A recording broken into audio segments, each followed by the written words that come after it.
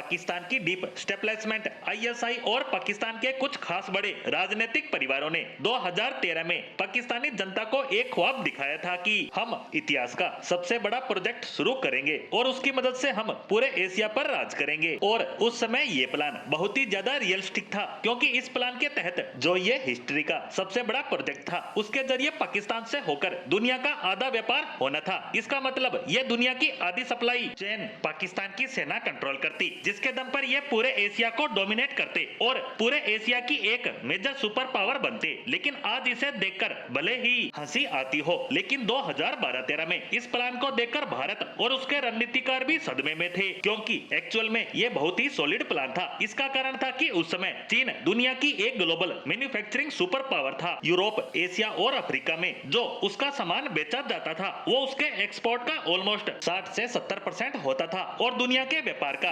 30% से भी ज्यादा। लेकिन ये सारा सामान स्टेट ऑफ मलक्का और भारत के पास से होकर गुजरता था हिंद महासागर से, और तब जाकर ये यूरोप, एशिया और अफ्रीका तक पहुंचता था। लेकिन चीन सोचता है कि भारत के साथ उसका एक ना एक दिन टकराव होगा ही होगा। ऐसे में भारत उसके इस एक्सपोर्ट, उसकी अर्थव्यवस्था पर ताला लगा सकता है, सिर्फ इस स्टेट ऑफ मलक्का और हिंद महासागर में ब्लॉकेट करके, और चीन की पूरी इकोनॉमी इससे कोलैप्स हो जाएगी। इसीलिए उन्होंने भारत को पाकिस्तान के जरिए बाईपास करने का प्लान बनाया और पाकिस्तान के सीपीईसी के जरिए सारा सामान ट्रांसपोर्ट किया जाए पाकिस्तान के ग्वादर बंदरगाह तक, यहाँ से पूरे विश्व में बेचा जाए, जिससे भारत कभी भी उसकी गर्दन पकड़ नहीं सकेगा। और इस प्लान से जितना फायदा चीन को था, उससे डबल फायदा था पाकिस्तान को, क्योंकि जब आप दुनिया के आधे व्यापार को अपने देश से कर रहे हैं, तो आपके हाथ में आती है दुनिया की आधी सप्लाई चेन। पूरी दुनिया फिर आपकी सुनेगी, वरना आप दुनिया के पूरे ट्रांसपोर्ट सिस्टम को, पूरी की पूरी अर्थव्यवस्था को हिला सकते हैं, ब्लॉक कर सकते हैं। और इससे भारत भी सदमे में था, क्योंकि पाकिस्तान की कमाई होने वाली थी, वो भी बैठे बिठाए। लेकिन कहते हैं ना कि जो काम आप करने जा रहे हैं, वो जब तक हो ना जाए तब तक उसका हल्ला नहीं काटना चाहिए, शोर नहीं मचाना चाहिए। लेकिन पाकिस्तान और चीन ने यही गलती कर दी। सीपीईसी प्रोजेक्ट बनने से पहले ही इन्होंने